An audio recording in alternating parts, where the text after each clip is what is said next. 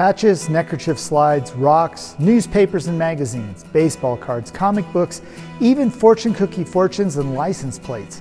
What do these all have in common? Well, they might be something that a person would want to collect and maybe even trade.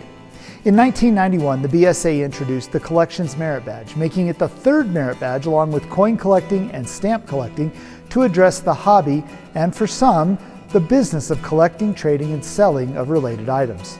Here at the National Scouting Museum, we have multiple collections that we can talk about. So let's jump into some of these and how they might apply to the Collections Merit Badge on this edition of Artifact of the Week.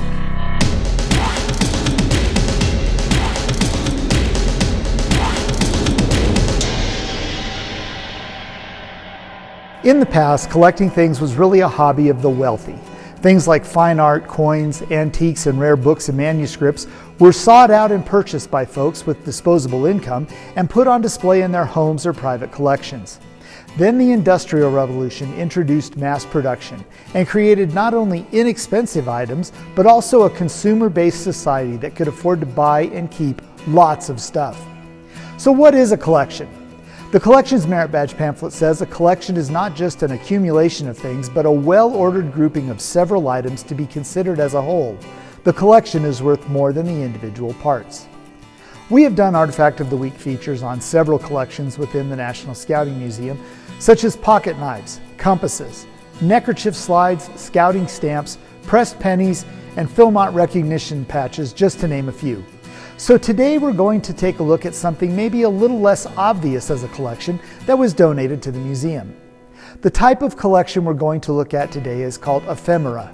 Originally, ephemera referred to paper products designed to be used for a very specific and practical purpose and then discarded. For example, I used to collect press passes and credentials from events that I had worked during my television production days. Currently, I collect fortune cookie fortunes, and I have very specific rules on how these must be collected. The two most important being they have to be some sort of application outside of a prediction of some random event that may or may not happen, like you'll go on a long trip, and they have to be from a fortune cookie I received after eating a meal. Now, as crazy as it may sound, I've been collecting these fortune cookie fortunes for more than 30 years. Over time, collectors and dealers expanded ephemera to include many other items like matchbooks, shot glasses, company-branded pens, advertising premiums, and so much more.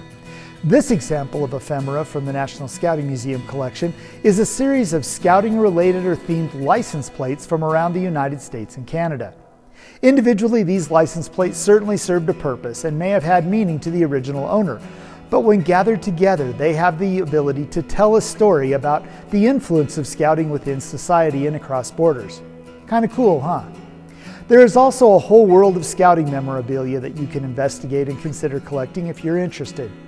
To learn more about scouting collectibles, check out the International Scouting Collectors Association. This nonprofit organization promotes education regarding the history of the scouting movement through the collecting and trading of scouting memorabilia. Their website is scouttrader.org. Now, one of the reasons I recommend this organization is their adherence to their code of ethics regarding collecting and trading in scouting memorabilia. I also think that collecting and trading of scouting memorabilia is critical to keeping the story and history of the BSA alive and relevant. Help us preserve and share the stories of scouting by getting a scout involved in collecting and trading scouting memorabilia. It's as easy as giving them a patch and telling them the story behind that patch. Introduce them to the Collections and Scouting Heritage Merit Badge and turn them loose to experience, discover, and learn. Well, that's all the time we have this week. Join us next time as we continue to uncover and explore the history of the BSA through the collections of the National Scouting Museum and Artifact of the Week.